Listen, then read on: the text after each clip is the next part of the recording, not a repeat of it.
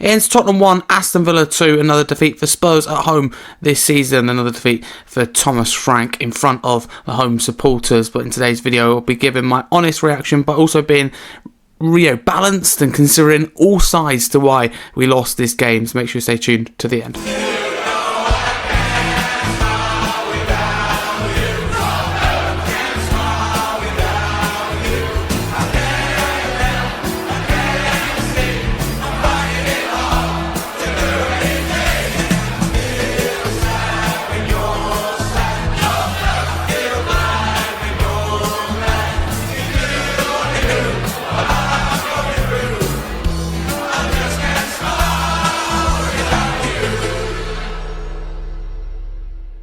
As always, if you're new, please like and subscribe. I have now returned from the game. So, frustrating is the word I would use to describe this defeat. It is a second home defeat now under Thomas Frank.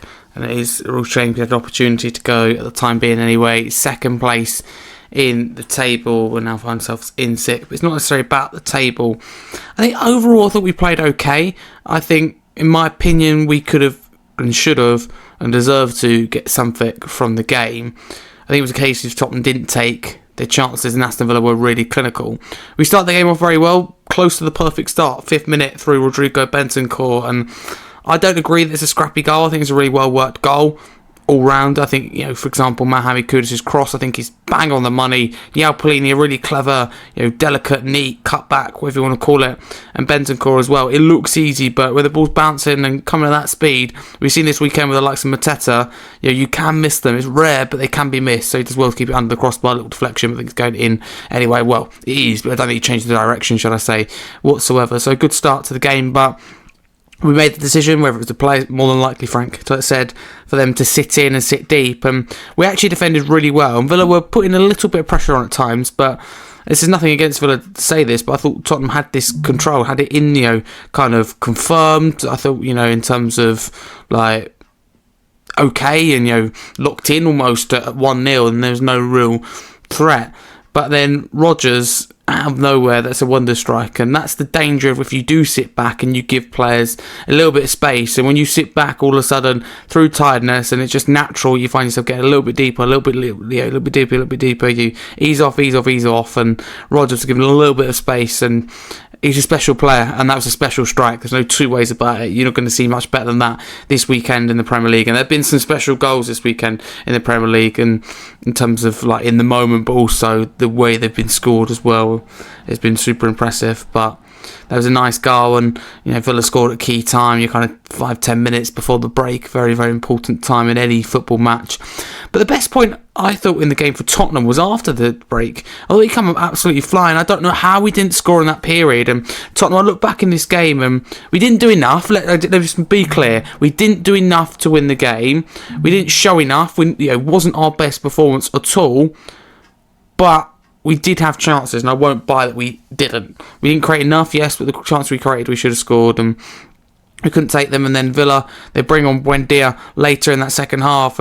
You could just see, couldn't you? We're starting to find gaps in this Tottenham side. You find gaps in between, in particular, Paulinho and Bentancur. He found a gap. I think Simmons was getting tired and wasn't tracking back and wasn't effective at all. And Bentancur, Paulinho as well, top players. Of course, Paulinho's not getting any younger. Bentancur, I don't know what his excuses, but anyway, they were getting a little bit leggy in there. It was clear to see Buendia, fresh legs, kind of energy, and I posted on social media to say, Buendia's getting these gaps, we much watch him, and out of nowhere he does get this, little bit of space, and he delivers, and it hasn't really worked for Buendia. Well, it hasn't at all worked for Buendia since, joining Aston Villa, wearing the jersey, through various different things, mainly due to injury, but it's now starting to work for him this season, and he's a gem of a player. If you can keep him fit, you play him right, top player with being the 10 or at right wing. He was for Norwich, a special player, and that was a good strike for Villa. And when they got that goal, you could just see, and around the stadium, but also on the pitch, you just never showed any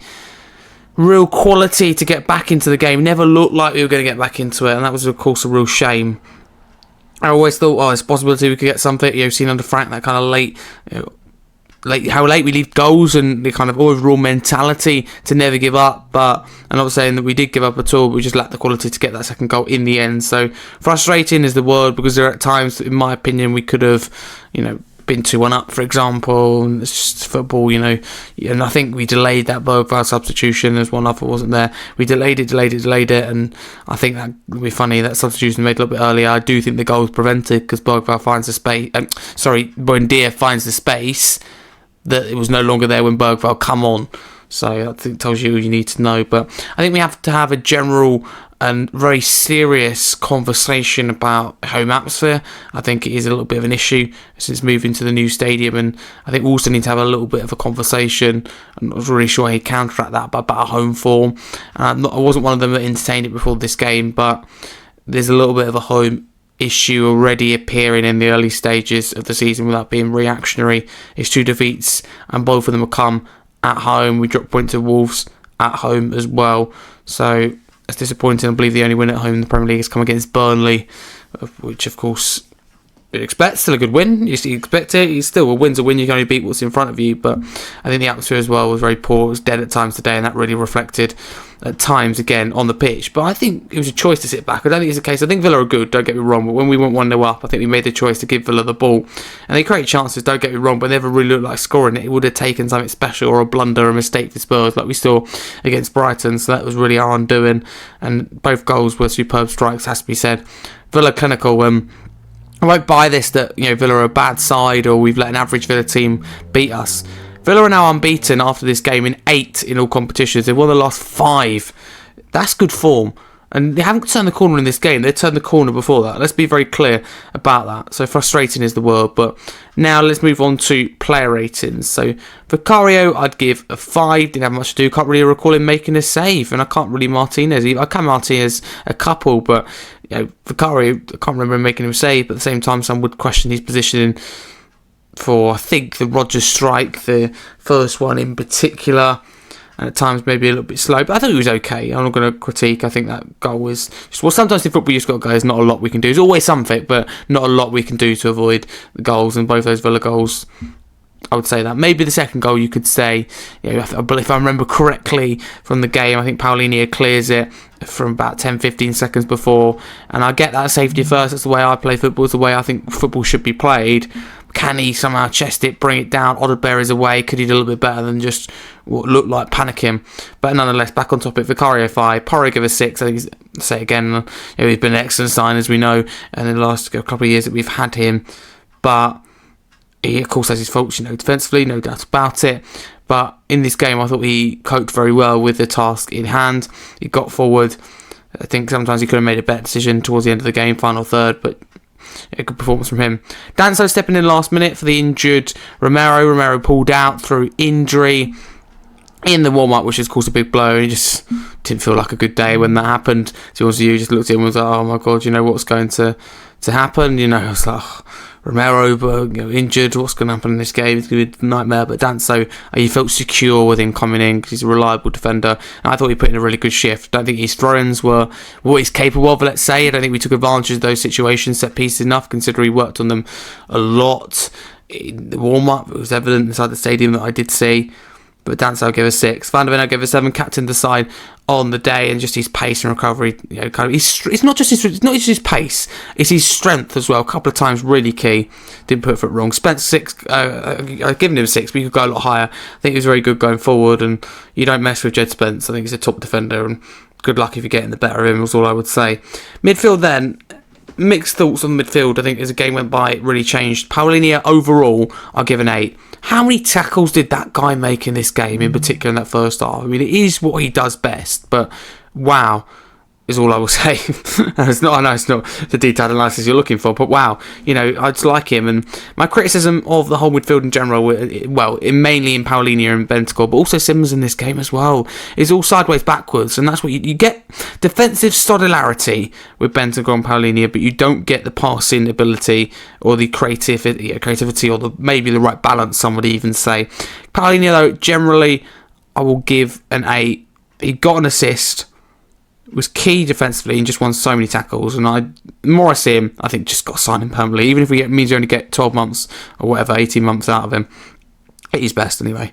Ben score, I'll give a 6. He scored the goal, which is very nice. That's always going to boost your rating massively. I thought he looked okay in this game. A couple of times the passes didn't quite work off. As I said before, and I'll say it again, almost like a broken record, but he's not the player since he did get injured originally under Antonio Conte. That attacking output and that range of passing has just gone completely. He's a very safe player now, which is arguable. Well, it's definitely what Ange wanted. Ange has got a lot to answer for that. But Frank also, I think, admires that kind of safe passer, very secure. Reminds me a little bit of Matthias Jensen for Brentford. You know what you're going to get with him, so he's equivalent to what Jensen was at Brentford for Frank. His Ben score at Tottenham, so give him a 6. Simmons, I give a 5.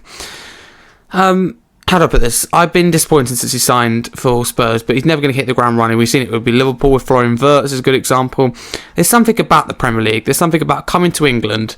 It's just tough. It's the pace of the league, I think, is tougher than anything, and the competition, the level as well, is probably another thing. But I think when you're going to a new country, learning a new language, going to a different league, you've got to give players time to integrate, to settle. I think that's just normal and expected. But at the same time, Simmons was our big signing, our statement signing, and he hasn't been great. Very safe kind of passes. First half, I like that he got stuck in and did put some good tackles in, to be fair, so 5 for him. Kudus, I give a 7.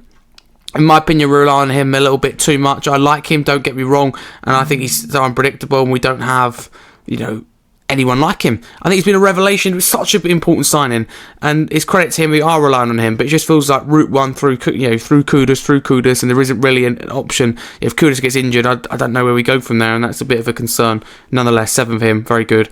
Odeberg gave a 6. I think he's growing by confidence, game by game, getting better game by game, and I think it's really good to see. I'd now say he's our starting left winger, in my honest opinion. So I've been very, very impressed with him. Tell, I'll give a 5. I don't think it was his day at all. I think he's had a good couple of games. Firstly, good couple of games in international duty for France under 21s, but he played very well against Leeds. Goal, hit the bar too. Not very good in this game. Give him a 5. Substitutes for Richarlison, I give a 6. He couldn't really get into the game. Liked his press. He won the ball back once, I think. There's a couple of opportunities he could have done better. But again, Richarlison gives it 110%, even if he hasn't always got the quality. Bogle, I'll give a 6. I think he had the energy, looking to make things happen, but didn't really have an impact. Didn't have time to make an impact. Mwani, I'll give a 5. Everything he done was really positive, but then scuffed his shot that he's cut back to him. He's got to put away. He could at least be getting on target. Sarah, I give a 4. Couldn't really cope with the pace of the game when he come on, which is a real shame. Still think he's a top player. And Johnson, I give a 4. His one shot was absolutely awful. 1-on-1. Well, I say 1-on-1 with the keeper. Good. That's wrong. Good opportunity on goal. It's still going to be tough, but apart from that, he didn't really wasn't really involved in the game. So those are my player ratings and those are my post-match thoughts. But it's another defeat for Tottenham. Get involved in the comments below with your thoughts. But full credit to Aston Villa. Wish them all the best for the rest of the season. They're a good side under Unai Emery, but a massive come on you Spurs. If you're new, like, subscribe to the channel.